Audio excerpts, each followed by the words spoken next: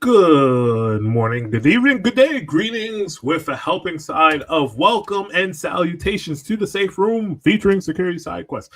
My name is Tristan Watty, and I am almost joined by my co-host Russ. But I digress.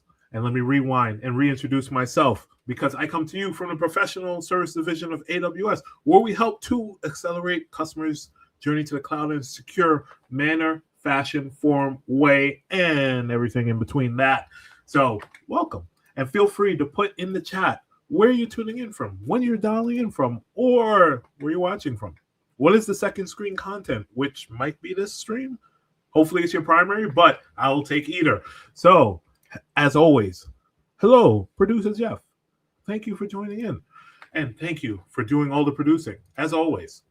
So, we have another fun one when it comes to questions, because things always come in twos, right? So, with this second question, last week we asked about coffee, but this week we will stick a little bit around the automation theme. And what is that theme? Is would you rather get paged at 3 a.m. for a real security incident or paged at 3 a.m. for a false positive every night for a week? This is an interesting one, depending on what side of the fence you come from. Because a real security incident, there's a lot of steps, a lot of bridges, a lot of documentation, and a lot of things that you have to speak to, opposed to a false positive where you have to go through a lot of steps, a lot of documentation, a lot of things. But I think I would choose, I'd rather get the false positive. 1 week, I'll do 1 week because it could be 1 week out of 52, but we'll see. And hello, Ari. Thank you. So when it comes to, let's see, what producer Jeff says, I'd rather have a false positive. It's annoying, but nothing is really breaking. Yes, that is the other thing, because if you have a real security incident, right, and I put real in quotation marks, there's a lot of things that you have to consider with that is, okay, do we have our incident response process? Spoilers for the end of the episode. 2, do you have all the right stakeholders? Do you go down? How do you triage? Do you isolate? Do you contain? Depending on all of those steps. And then how do they get in? What are the gaps in your security posture? There's a lot of things that you kind of have to bubble up to the top. But I'll let Russ answer that eventually because I'm curious to hear his perspective or his whispers. But until then, let's dive into today's episode where we're essentially coming off of our control tower series where we were kind of speaking to the different pieces of setting up a control tower, setting up LZA to help enhance said control tower, speaking about the detective and preventative controls, putting them together like peanut butter and jelly and seeing how delicious that sandwich is. But today, we kind of take it, I would say, a little sidestep, parallel step, because it kind of encompasses all those different areas. And I think this is the next logical step, right? Because how do you achieve autocast? And if this is your first time in video game references, stick with me for the ride, because autocast is essentially something you set up with one of your personnel within your video game, and they just do this function. This is all they do. It's like you set it up to do it. If this happens, do this. If that happens, do this. And it's great, right? You don't have to think about it because it's automatically involved. So now if you take that concept and apply it to your AWS environment, how do I achieve that security automation and see the unlocked achievement pop up? And that's what we're getting to today. So when we think of the overarching pieces of the puzzle, one, let's say, how do we spawn our defense grid, right? How do we architect an event-driven security response? As an interesting question, and a lot of people can interpret it a couple of different ways, because when you think of event-driven security responses, there's a lot of pieces that come into play, like maybe runbooks. Do you have your runbooks automated? Are you speaking about from an alert perspective? Are you speaking about it from, hey, if this finding is generated, it automatically correlates and tell me to use this runbook? There's a lot of different avenues you could go about it. But the piece that we are trying to get to today is the step-by-step approach, right? How do we go from the crawl to the walk to the run? And how do we have some type of auto-healing protocol? So self-healing security controls and compliance remediations. It can help spark a little bit of conversation with your organization, especially around evidence collection time, right? Because if you can chain some combos together, I'm going to keep throwing in some video game references. So 10 billion points to you if you get them. So if you combo chain and unlock the ability to have security orchestration with maybe something like a step function, right? That could be something that's beneficial to your organization. And then another piece that you could go down is maybe the gamification of everything that is automated.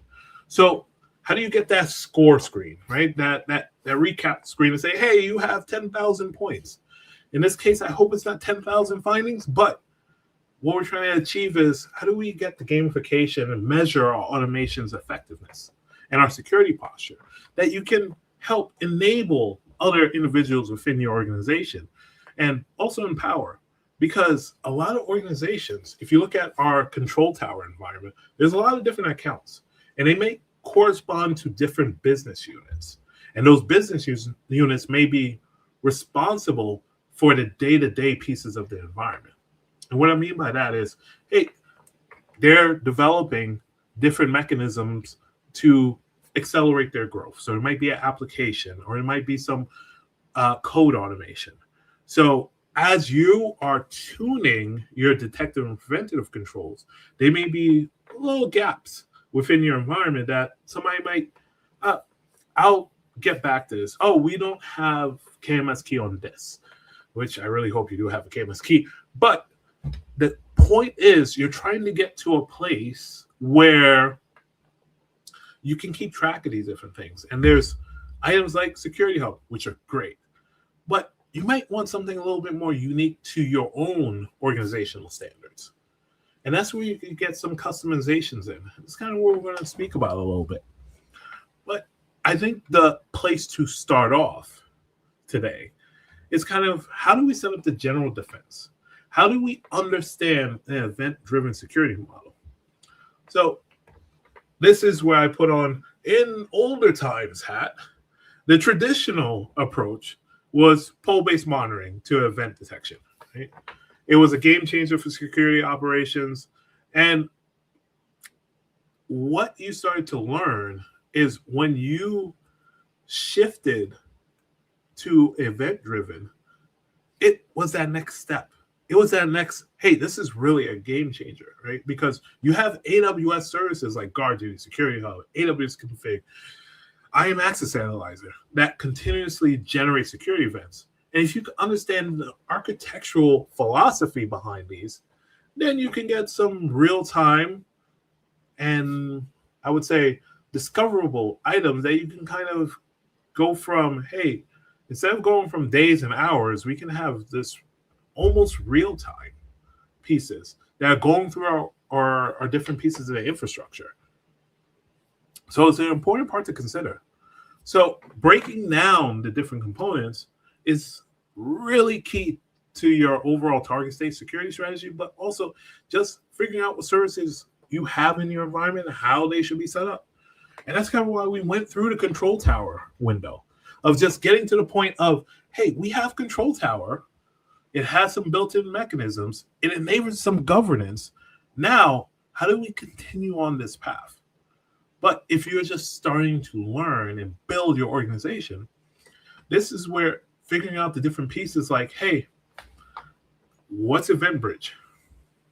Could be powerful, right? And how can I ensure that I have Event Bridge rules set up in such a manner that, hey, this is the nervous system for my environment in terms of security automation.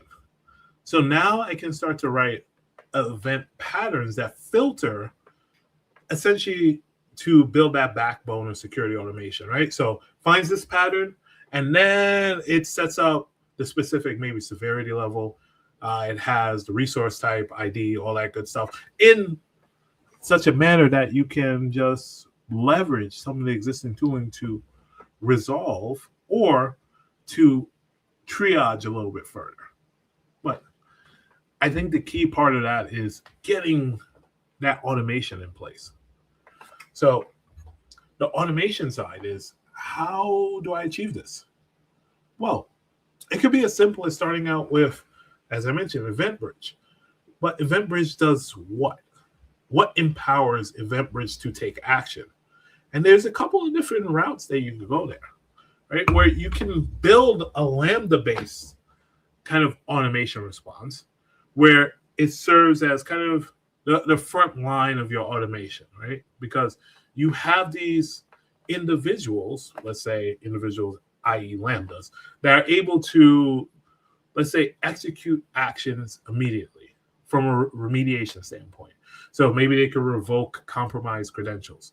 Maybe they can isolate affected EC2s. Whatever the case may be, they're taking that first step. So before a human could come into the loop, you have this automation function that's going through and saying, oh, this happened within the environment. I saw this alert. Then take this action, which I think is a very useful thing. And it kind of goes back to our 3 a.m. question of, hey, if it was a real incident, did we have automation that took care of it and isolated, and we're just reacting to that notification? Or did we not have anything and we had to manually go through and look at the tags and remove this and tag it, and it adds to the overall response time.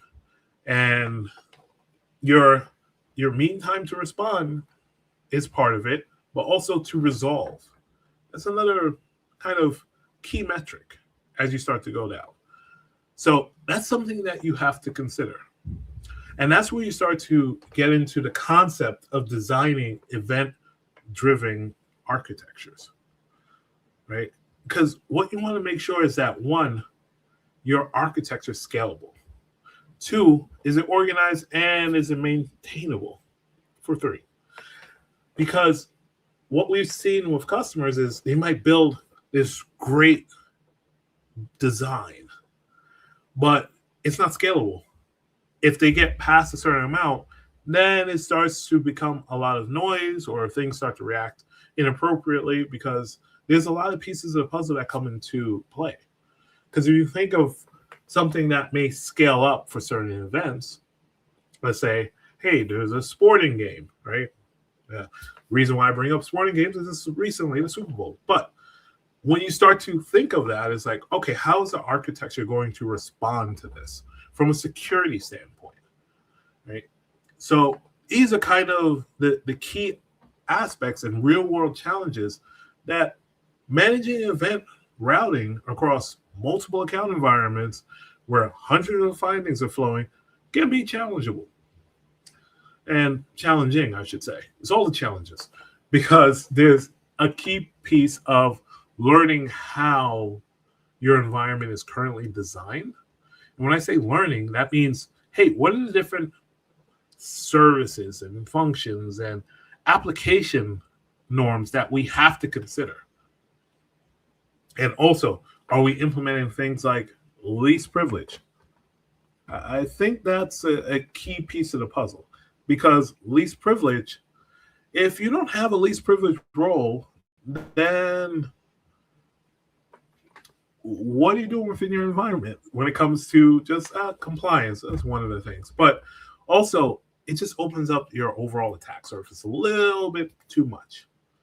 So focusing on things like least privilege is an important item, especially when it comes to executing automated workflows. Because you have to think of it this way, is if you have, let's say, an IAM execution role that's supposed to grant permissions, you want to make sure that it's granting the exact permissions. And this kind of goes to a lot of the topics that are covered within something like the security pillar. So if we take the wild tangent of just pulling up something we're going to chat about, is, hey, am I well architected to the point of understanding, hey, these are the different pieces of the puzzle that I have to consider. If I'm looking at my overarching architecture, do I have these things in mind? Do I have security foundations? Do I have my identity buttoned up, my detection, so on and so forth?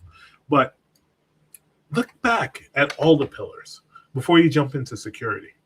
The reason why I say that is all of these flow in between each other, right? Because if you can optimize your overall resources and making sure least privileges follow, that you have automation in place, when you get to cost optimization, the topic is still there and you can still enhance, but you're getting a certain percentage of the way there. So when you're looking at this holistically, just make sure that you look at all the different pillars, but with our security bias, because top priority, we start to go down and figure out, hey, what creates some of the best design principles when it comes to security? And I would argue this is a good list here, right? Especially if we think of security at all layers, right? Security is like an onion, and that's kind of coinciding to ogre of a certain variety. But the key is having the layers within your environment that you can apply that defense in depth approach. And then looking at what are the other best practices? Well, the best practices, if you take that step back, is how do I reduce my overall environmental impact if something were to happen or something were to occur? And that's part of the way that you're designing within the security pillar, right? Do you have the proactive pieces? Do you have the detective pieces? Do you have the preventable pieces? Right? Because look at the key last step within here, right? So if we take the second to enhance, we are looking at prepare for security events. Yeah, this is the equivalent of winter is coming. You want to know that if something were to happen from an incident perspective, your environment, your personnel, your culture can respond to it appropriately. And that's where we start to bake in that automation of, hey, do we have some type of event-driven architecture in order to help kind of guide us some part of the way? So getting to that, let's say, self-healing or that auto-healing, I think one of the key steps or the key pieces of this is starting to understand, do I have something like a baseline environment in environment terms, right? And that baseline is essentially saying, what does healthy look like within my environment? And this is where you start to think of all the different pieces of what does healthy look like, from the AMI level all the way to the networking level and beyond. So when you start to figure out your configuration standards, what is your governance strategy within your environment? How do you maintain your baseline? What is it automated? Does somebody have to go through and update all of the playbooks all at once, saying, hey, this is what we do now? Right? And that starts to get a little bit, going back to the scalability and maintainability, a little bit difficult. It's a challenge. And this is why we're building up the case for security and event-driven architecture. Because when you start to think about your baseline, you can document your requirements.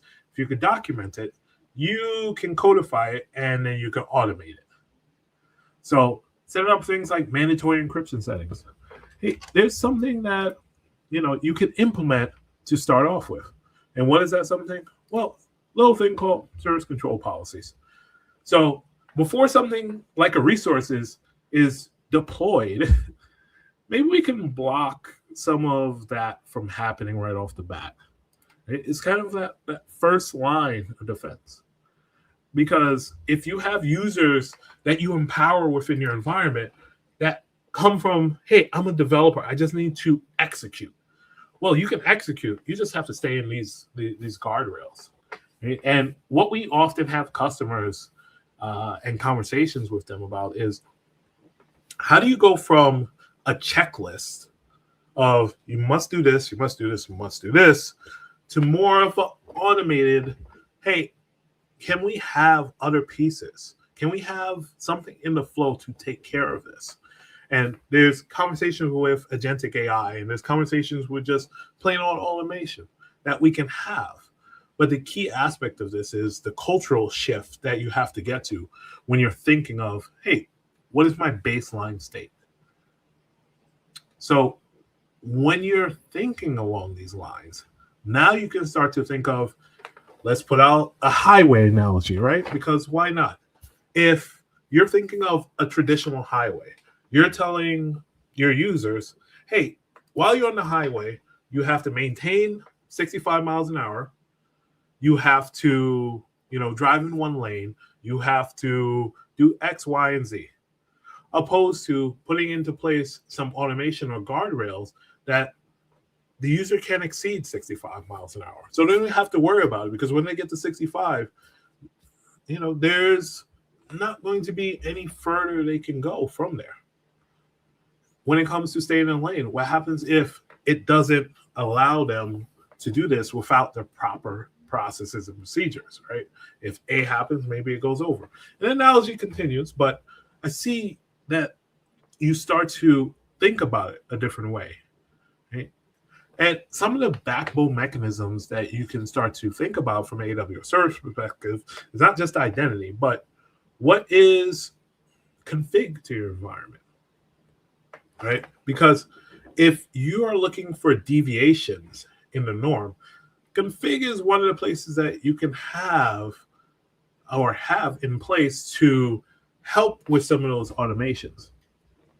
So if you're evaluating your resources constantly, you can get to the point of, okay, if something happens that is out of my baseline after my resources are evaluated, then it can trigger this change in real time versus the old scanning methodology where it just scans and you wait, right? Because if something changes, you want to know that something changes right away. Because what you can do right away is, hey, adapt to it. You can change the situation a little bit. You can figure out, hey, I can control some of the automation that happens if this config rule, right? And if there's not a managed config rule, then you can create a custom config rule that more along the lines of your environment's status or pace or however you want to put it. Pretty much you can configure it. I was trying not to use the word config, but it got me. You can modify it in such a way that it fits your organizational needs. And then if you have that, now you can start to think of, okay, let's take something like security groups, which are usually the most common and dangerous misconfigurations in the environment. Why is that? Well, let's think of, hey, what can access this instance? Well, quad zeros, 0. That means anybody over the internet can access it over whatever ports you designate. Hopefully, it's not all ports, but usually the cases are SSH and RDP and database ports, right? The 3306s and the 1433s, right? Because, we needed to do this, so we allowed this type of access, which in certain cases, if you have controlled items, but they shouldn't be open at all, right? It goes against some of the best practices and known patterns, right? Because think of the defense in depth approach again. In other areas, encryption. Now you can start to think of, I can enforce encryption at scale. Because when you think of the scale of encryption, is all my S3s, all my EBS volumes, all my RDS instances, SQS so on and so forth. I have to account for all of that. So if you have unencrypted versions of this, it's one of those things that could be detrimental to your compliance posture and just your overall environment. Right? So it's important to consider these, and the way to enforce this at scale is event-driven architectures and preventative controls, right? To prevent somebody from doing the unencrypted volume deployment to start off with.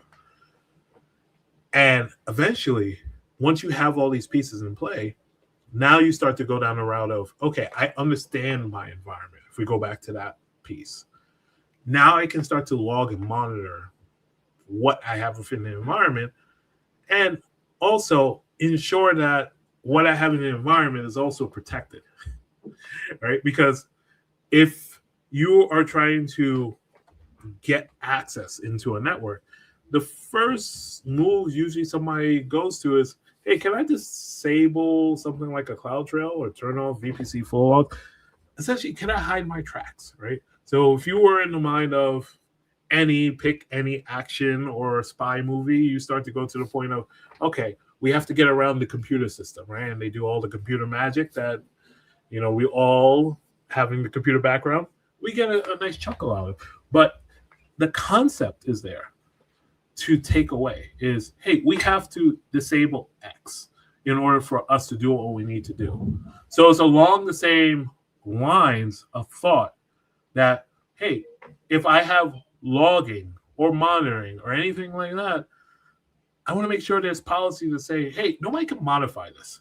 This is a non-negotiable item, right? There's controls in it. If you have something like a landing zone accelerator, you have the different pieces in play where it says, hey, it's protecting itself and only this role can do this, right? Because it affects your overarching flow.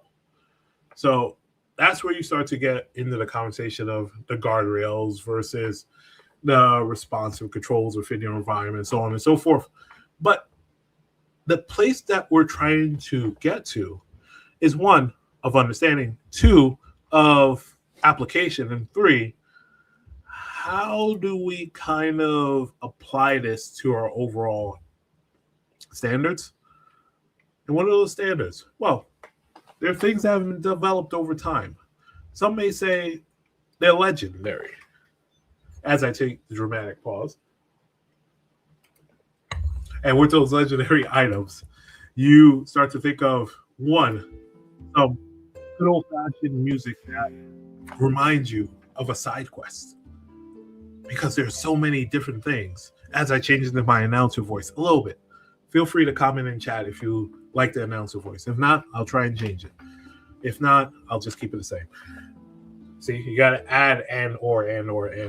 But I digress, because today's side quest, which is essentially a customer story that we dive into with our handy dandy side quest board, is one of, let's say, a tale as old as time of, hey, we have something of an environment because we have AWS and we have a S3 bucket. It's displayed there, but it might not be everything.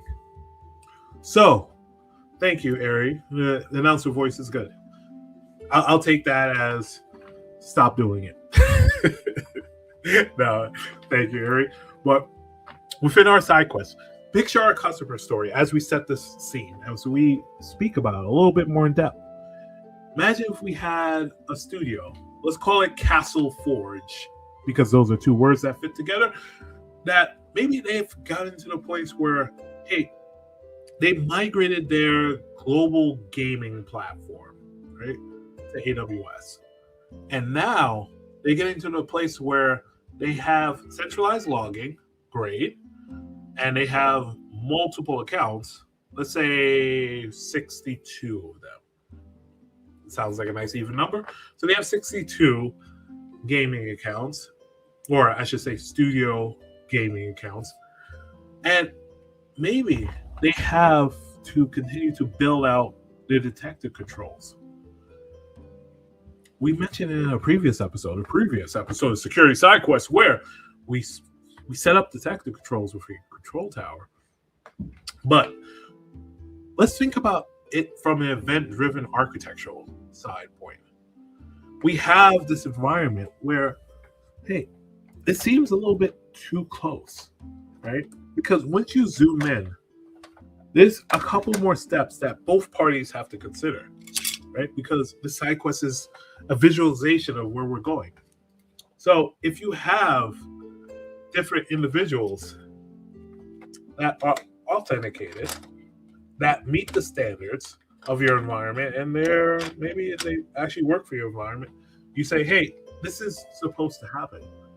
So if you have something like CloudWatch involved in environment, is triggering okay, this is just a normal case. It doesn't meet the criteria. It doesn't meet the pattern that is of the anti-variety. Now, what happens when you have an unauthenticated user, somebody who's not supposed to be within the environment? So when you start to come into the environment without authentication, now you start to get to the place of, hey, there should be some type of alarms triggering. There should be something happening within the environment.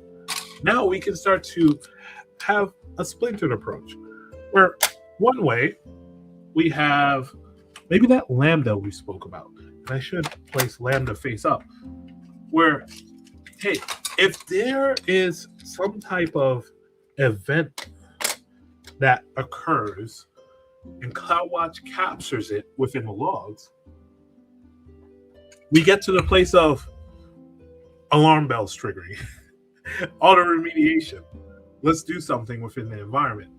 But the other place that we can go, and this is where it starts to get a little bit interesting, is we can have that step function in place for the event-driven architecture.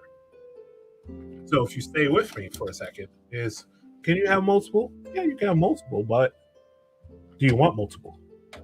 See, now it starts to get a little confusing. Okay? This is where our path branches out. Where, hey, if something triggers within the environment, can you take advantage of that? Well, I would take advantage of it from, if this is 3 a.m., I would rather one of these items take care of it for me.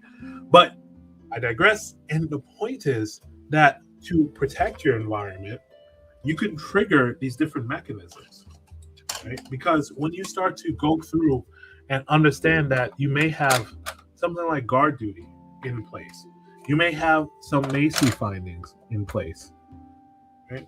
You may even have some security hubs overarching within your environment that you should be considering. So if you have all of these, the next logical step is, did this protect my environment? Did we do enough? Did we do a great job, a good job, an okay job?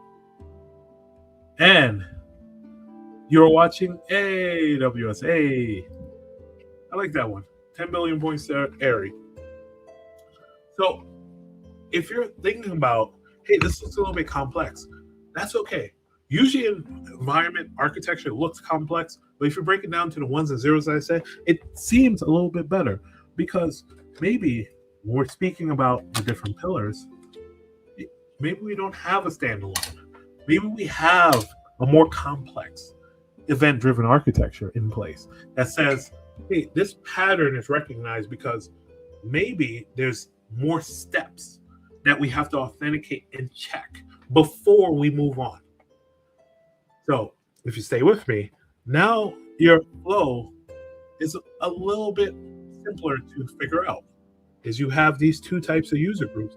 CloudWatch is generated, event-driven architecture kicks in, and now you can start to apply it to our customer story, where if they have so many identity roles, maybe they have over 1,000 different roles, because they have so many sprints, they have so many games, they have so many accounts.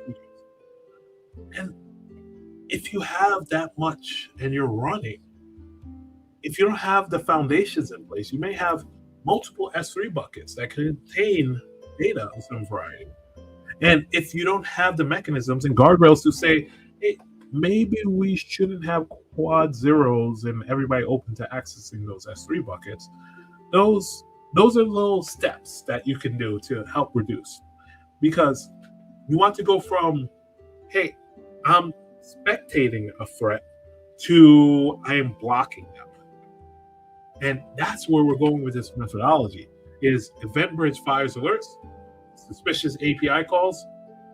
Hey, but what happens if nothing does happen?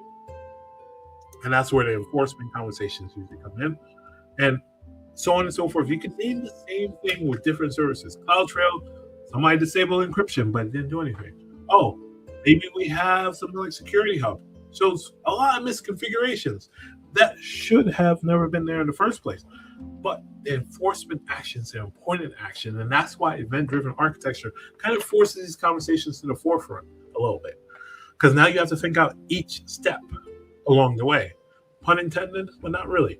Because when you are looking at your overarching environment, you start to get to the point of, hey, I know my environment services.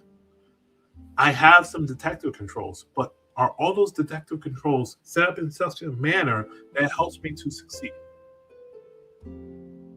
That's the key aha moment. That's the, hey, I need an autocast moment, right? Because you may not be watching, and hopefully you're not watching 24 hours as an individual, and you have some automated mechanism, right? I know you can have somebody watching, but having some automation would greatly help, because then you can focus on the larger tasks, on the larger patterns, right? And going down this route, if you really take a second to think about it and hit the good old pause game or Zach Morris timeout button, you start to get to a place where the music stops and you start to fade back a little bit. And you start to think of all the solutions that an autocast, aka automation, can fix within the environment. Because if you have organization-wide guardrails, one, I would say, healthy applause to you. But two, you start to get to a place where you have some foundations. You have an understanding of your baseline. Because usually when we have customer conversations, it starts from a point of, where are you in your cloud maturity journey right now? What are your fundamental items? And usually what happens is the fundamentals, skip 1, 2, or 3, and let's revisit those. Why did we skip this? And that starts to bring up the questions, and it starts to map out, hey, maybe we can have that event-driven architecture in such a manner, fashion, and form that it'll help. And going through, and I would say threat modeling is a fun assignment to do. But essentially what we're trying to get to is a place where we're racking up different points, because we're building up so many defensive layers, and we're building in a manner that is automated. If different alerts come in, if different pieces of the puzzle are shown a little bit ahead of time, then your environment can respond accordingly. So you're unlocking that combo chain, right? So security orchestration, I should say, with some step functions.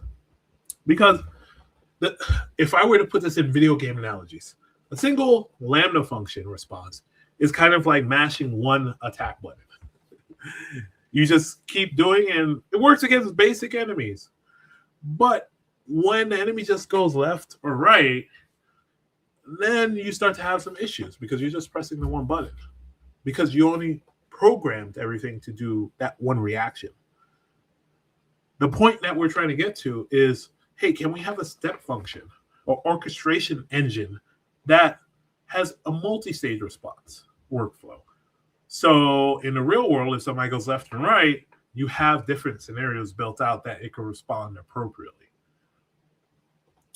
And usually with that action, I should say, you start to get to a point where, hey, you're on a linear path and you're kind of curating these unknown items, because you have the guardrails, you have the mechanisms in place. You may not understand every single type of alert that comes in, but you have a mechanism to interpret it for you based on all the different great items that come into play. When I say great, I mean, hey, do we have automated mechanisms and services that we can leverage within an environment that will say, okay, this is a potential compromised EC2. There's root account access. All right, what do we do? Because this is how you build the backbone of your maturity operation. Being able to handle complex incidents with consistency, reliability, and making sure everything is auditable, right? And you're essentially designing an instant response state machine, right? So incidents don't happen by accident. And what I mean by that is when you start to go down and think about all the different pieces of the puzzle, there were steps that can be taken in such a way that, hey, can we adjust for that? It's a good question. And I would like to hear your responses on that. Are incidents happening not by accident or by accident? Or do they happen by design? Does incident response happen by design? All great points. I throw it out there. There's a couple of different paths you could go to it, different schools of thought. But let's work through a scenario. If you have existing run books or procedures, can you put them into a visual state machine workflow, right? This happens, and then this happens, this happens, this happens. If not, then let's think about these run books.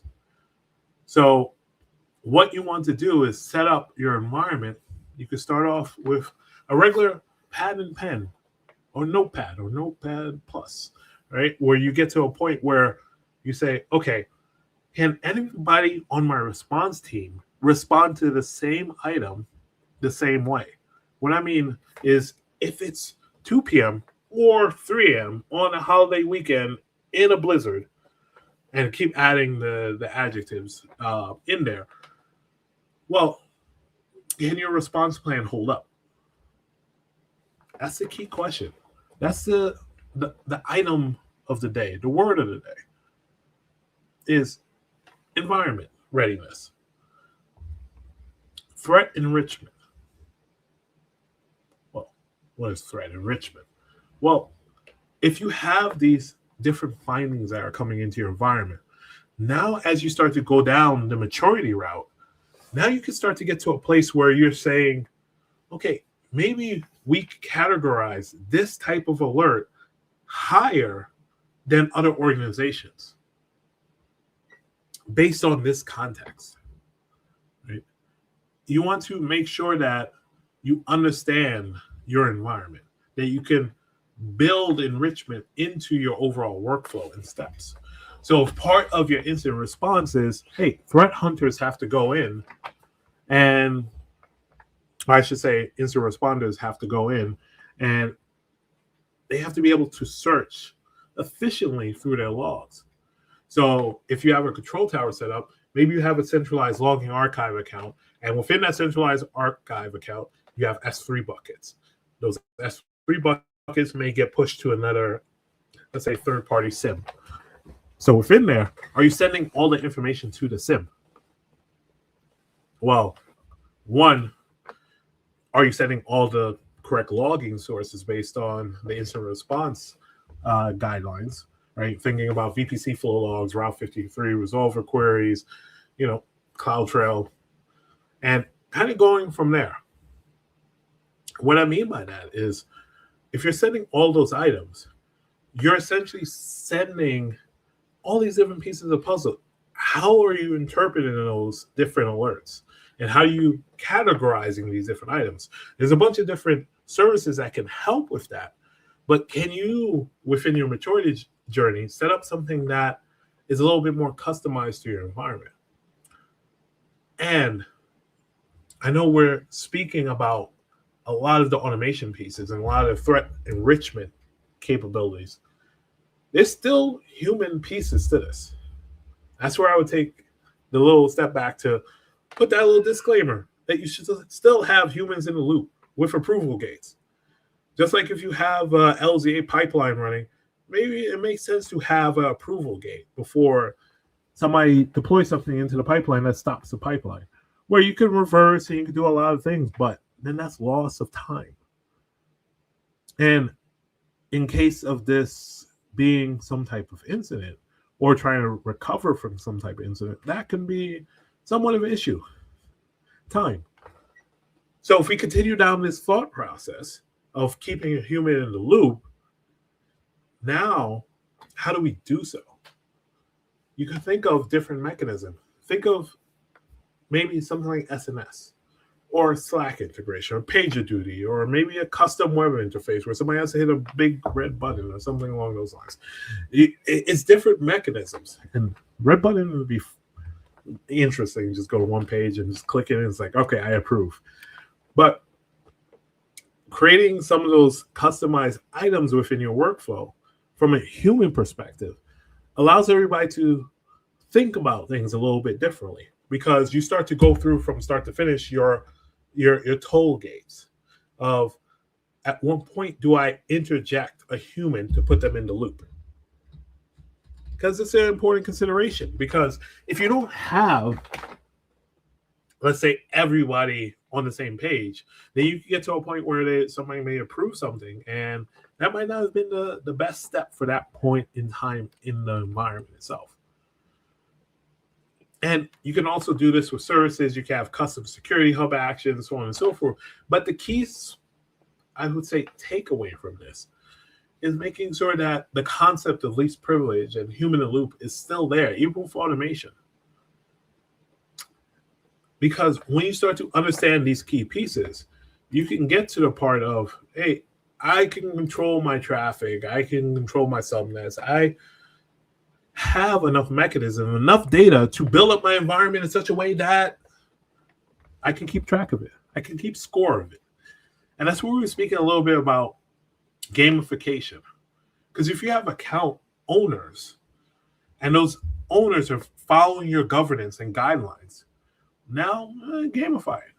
Maybe there's a leaderboard, or hey, these accounts fell below the 90% mark for whatever reason. Now it causes, hey, we trended up this month, but we went down. What was deployed? What changed within our environment? Because what we're trying to do is, one, define how we're looking at the overarching environment, but two, from a response standpoint, from a security automation metric standpoint, we're trying to say, hey, what are our KPIs? What is our mean time to detect something? What is our mean time to remediate something? All good questions to have, especially at 5 o'clock on a Friday, right? But I take that dramatic pause to have that chuckle, but also to speak about, make the real-time security dashboards work for you, right? It's a good game to have a heads up to display what's happening in the environment before something does happen. Because if you have standards to say, hey, I must control X, Y, and Z, and you're not controlling it, then you can start to have some issues. Because think about it, from even just a security group standpoint. Let's take that second. So if we have security groups controlling your AWS resources, if we dive into this diagram, so if we have our resources and they're exposed quad zero, then hey, that means in and out traffic. It's quad zero open to the internet. So that means anybody can access whatever is in here. That could be a bunch of different items. So when you're looking at it, there should be a lot of different alarm bells that are picking up, that are alerting, right? And yes, 5 on a Friday. It's the best time to have those type of alerts. But you're able to better understand which are the false positive, which are the false negative rates. And this is where the KPI actions start to come into play. Because if you understand where the false positives and the false negatives are, when you look at stuff like the security groups, you can get to the point of, all right, maybe we need to limit the access. Maybe these are unused groups that we can remove. These are the questions that kind of bring a little bit of, let's say, worry. You start to hear a little bit of, let's say, you start to feel the pressure build up. Then it keeps happening and happening. And how do you remediate that? Well, you figure out your measurements. You figure out how your KPIs are structured within your environment so that you get to a point of, one, understanding the cost, because that's where a lot of stakeholders come from, but more importantly, your security posture overall. That's all pieces of the puzzle that you're trying to figure out and kind of put together in such a way that, hey, I want to continuously have improvement and feedback that I can take. Because the best part of automation is that it's a never-ending journey. Yeah, I took a little extra pause because, yeah, it's a never-ending journey, but it's a happy thing. So stick with me for a sec, because in a real-world scenario, you're extracting data, you're finding trends, and you're getting team feedback to say, hey, we did X, Y, and Z, and it didn't work appropriately. But now we're getting to the point where we're improving bit by bit. We're leveling up our automation capabilities. And that diagram that may have seemed complex before was nothing compared to what we were looking at now. And then you can have different mechanisms and different pieces of automation built in. But the way to think about this is, hey, it's a continuous cycle, right?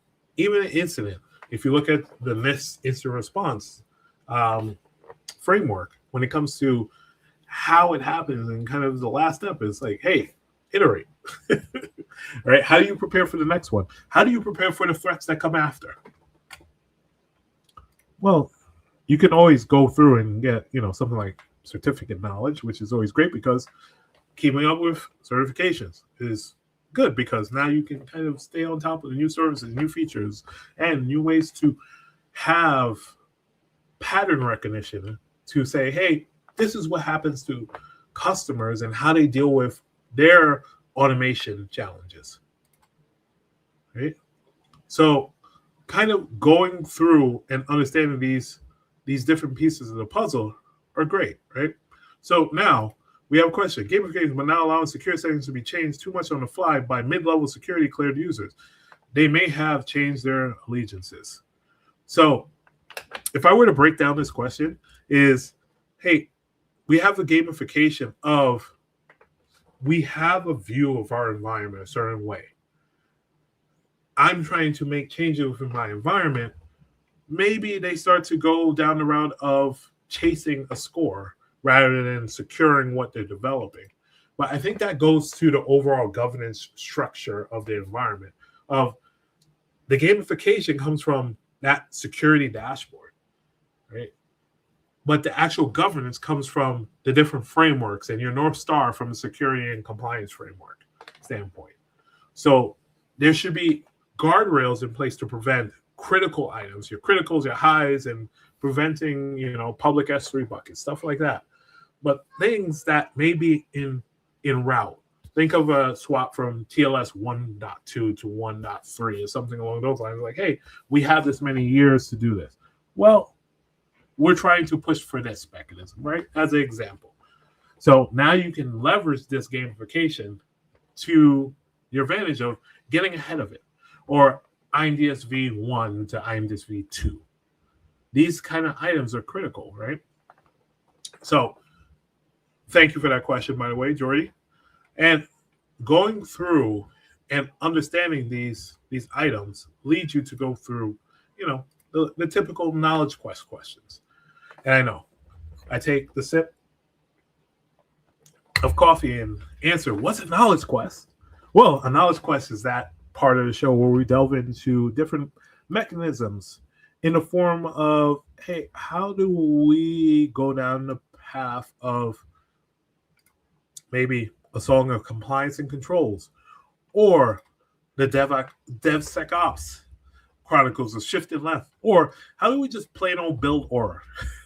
How do we get to that point where we're just oozing with information of, yes, I know the environment inside and out? Well, if we're speaking about AutoCast and Magic, we start out at that apprentice phase. Okay? You're still trying to figure out, okay, what's the service control policy? Well, the easiest way is just dive in and look at some examples, especially in the AWS documentation where it says service control policy examples. It's a great place to start. When you're a L100 trying to figure out, hey, how do I take care of my environment in a certain way? And then you can start to build up and understand, okay, permission boundaries. Because if somebody is new to the AWS world, now you can start to understand, hey, maybe we shouldn't have the same permissions for everybody. Key aspect, right, when you're trying to level up your environment is least privilege, least privilege, least privilege, always 3 times for the people on the other side of the internet. But eventually you get to a point where you say, okay, I understand the basics of how, I can autocast. But how do I become an expert from maybe a spell weaving perspective, right? So I'm an apprentice mage. Now I'm a spell weaver. What does that mean? Well, you can start to figure out the different pieces of the puzzle and what services can help you take you to that next level.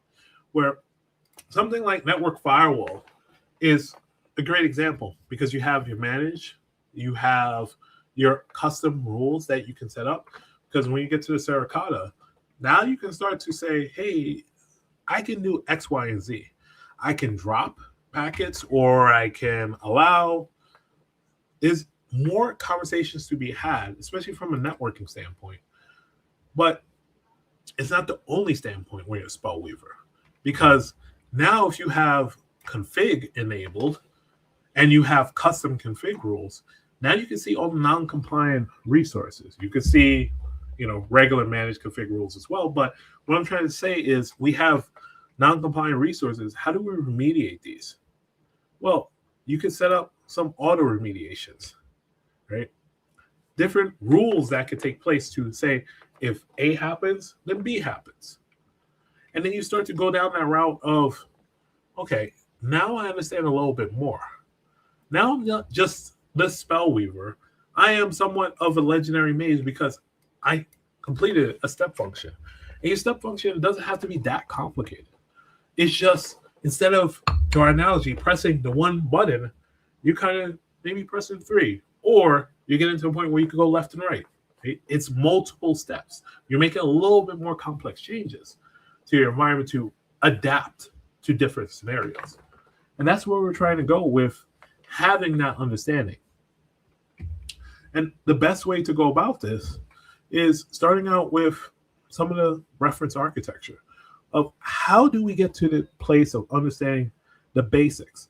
And the SRA is one key place to start because you have the building blocks and you get to explore your environment in a different lens.